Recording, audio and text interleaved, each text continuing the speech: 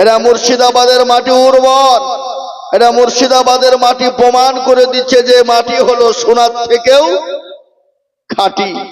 এর জন্যই তো শগুনদের চোখ পুড়েছে। বা শগুন, শগুন বুঝেন?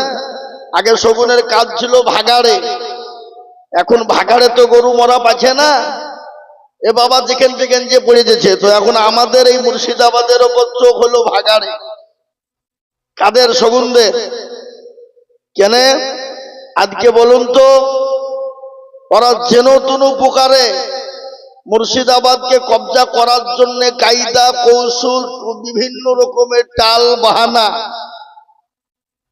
যত রকমের আছে আপ্রাণ চেষ্টা করে যাচ্ছে। যাচ্ছে না? যাচ্ছে না? ধরে বলুন। কেন?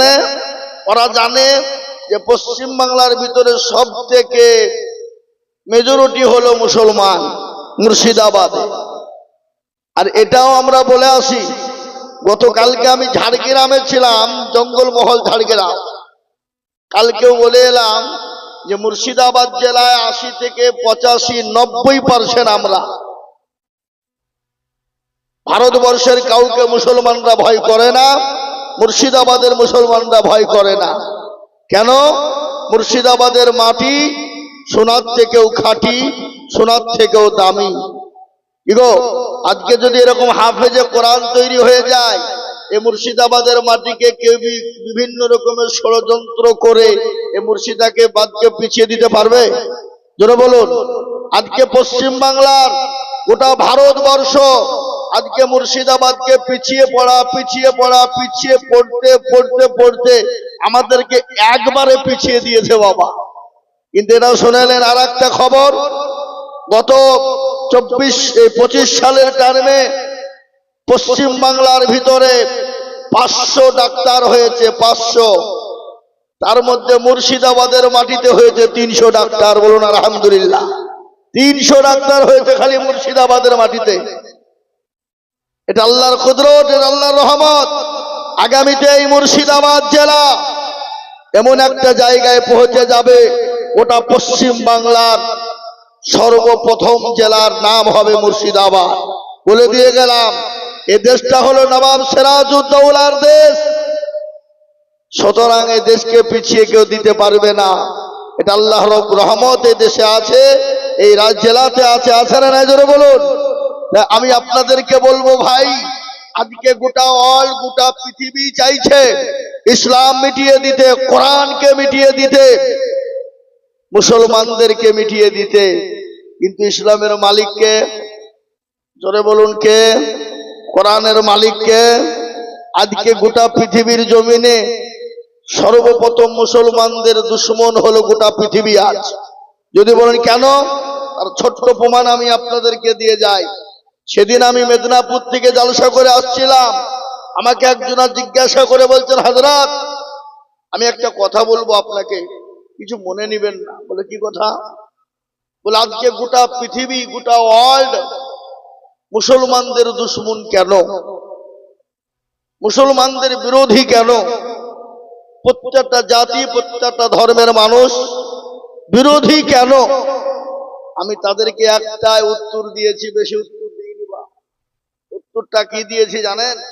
বলে মুসলমানদের বিরোধী, মুসলমানদের দুশ্মন গোটা পৃথিবী কেন জানেন? মুসলমানদের কাছে মাল আছে।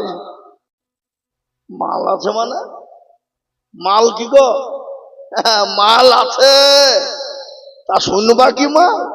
তো বলেন দেখি একটু কি মাল আছে দেখি। বলে তাহলে শোনো, হরিহারপাড়া বাজারে দুটো বিল্ডিং আছে, একটা হলো 5 তলা বিল্ডিং আর একটা হলো 2 তলা বিল্ডিং। 2 তলা বুঝেন তো নাকি? 3 টাল দিয়ে যেটা করে। তো 5 তলা বিল্ডিংটা একবারে বিলকুল ফাঁকা, খালি, কিছু নাই, বিল্ডিং আছে। কিন্তু ওই 2 তলা ঘর যেটা, ওই ঘরটাতে 20 থেকে 30 কিলো সোনা। কত? 20 থেকে 30 কিলো সোনা। আচ্ছা বলো তো, চোর বা ডাকাত যারা হবে তারা ওই 5 তলা ঘরে চুরি করতে ঢুকবে না ওই 2 তলা ঘরে ঢুকবে? তো ওই যে হুজুর তো চালাই ঢুকবে, বলে কেন কেন? বলে যে ওখানে মাল আছে, মাল ওই যে 20 কিলো সোনা আরো 5টা তো ফাঁকা, ও তো কিছু নাই, থাকতো। তো মুসলমানদের কাছে মাল আছে, মাল কি?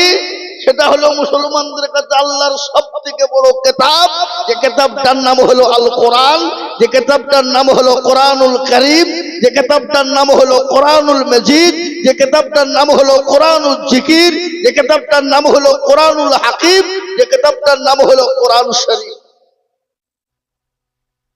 এই মাল মুসলমানদের কাছে থাকার কারণে আজকে গোটা পৃথিবী মুসলমানদের বিরোধী। ও হুজুর বুঝতে পেরেছি, আর বলতে হবে না, এটা শুনেলেন? ওটা পৃথিবীর যত জাতি ধর্ম বর্ণ নির্বিশেষে, ডোম ডকল মুচি মেথর কোল ভিল মুচি মুন্ডা যত জাতি আছে, আর যত জাতির কাছে ধর্মগ্রন্থ আছে, যে মাল মুসলমানদের কাছে আছে, এই মাল গোটা পৃথিবীর কোন জাতির কাছে, জোরে বলুন, নাই। আর যে কিতাবটার নাম হলো কোরআনুল কারীম, যে কিতাবটা দুনিয়ার কোন কলিমুদ্দিন ছলিমুদ্দিন লিখে নিবা, এই কিতাবটার মালিক হলেন তিনি। জোরে বলেন কে তিনি? তিনি হলেন আল্লাহ। আল্লাহ নিজেই বলেছেন, ইন্না নাহনু নাযালনা যিকরা ওয়া ইন্না লাহু লাহাফিজুন। কেউ যদি হেফাজত না করে, হেফাজত করবেন কে? জোরে বলুন কে? এই কোরআনকে আপনার টিকিয়ে রাখতে গিয়ে সাহাবারা বিবিকে বিবাহ করেছে, সন্তানকে এতিম করেছে, এমনকি বিবিকে নতুন বিবাহ করে ছেড়ে দিয়ে জিহাদের ময়দানে জীবন পর্যন্ত দিয়েছে না দেয় নাই? জোরে বলুন কে তিনি? এ মুসলমান, আজকে গোটা ওয়ার্ল্ড চাইছে মুসলমান থুব না, মুসলমানকে মিটিয়ে দেব, কোরআনকে মিটিয়ে দেব, ইসলামকে মিটিয়ে দেব। আমি বলবো বেঈমান, তুই তো সামান্য তুলুপুটি, হ্যাঁ? ফেরাউন, নমরুদ, আবু জেহেল, আবু লাহাব, উতবা, সাইবা, মুগীরা হাজারো চেষ্টা করে ইসলামকে কোরআনকে মিটাতে পারেনি, কিয়ামত পর্যন্ত মরতে দম তক পারবে না। একটু হাতটা উঁচু করে বলে ইনশাআল্লাহ, জোরে বলুন ইনশাআল্লাহ। আর এই যুগের বেঈমানরা কোরআনকে মিটিয়ে দিতে চাইবে, আর আমরা মুসলমানরা বসে বসে ললিপপ, কি মনে হয় ললিপপ চুষবো? কথা বলেন না কেন? ললিপপ চুষবো লই কেন? মুসলমানরা এক বিন্দু রক্ত থাকতে এই কোরআন এবং ইসলামের ক্ষতি হতে দেবে না। একবার চিল্লিয়ে বলুন ইনশাআল্লাহ, জোরে বলুন ইনশাআল্লাহ। কেন? মুসলমানেরা জীবন দিতে প্রস্তুত ইসলাম কোরআনের জন্য। আমরা তো সেই মুসলমান। কোন মুসলমান গো? তেলের গাড়ি তেলে চলে, হাওয়ার গাড়ি হাওয়ায় চলে, বিনা তেলে চালাই গাড়ি নবী সুলাইমান। আমরা তো সে মুসলমান, দরদি মুসলমান, আমরা তো সেই মুসলমান যে মুসলমান জীবনের মায়া করে না, জানের মায়া করে না, যে মুসলমান বিবির মায়া করে না, ছেলে মেয়ের মায়া করে না।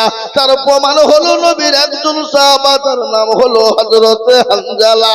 নতুন বিবাহ করেছে, ফুলসজ্জার রাজবাসুর ঘর। বাবা নবী ডাক দিয়ে বললেন, ও আমার সাহাবারা, আজকে তোমাদের কাছে নবী থাকবে না, রাসূল থাকবে না, বলো।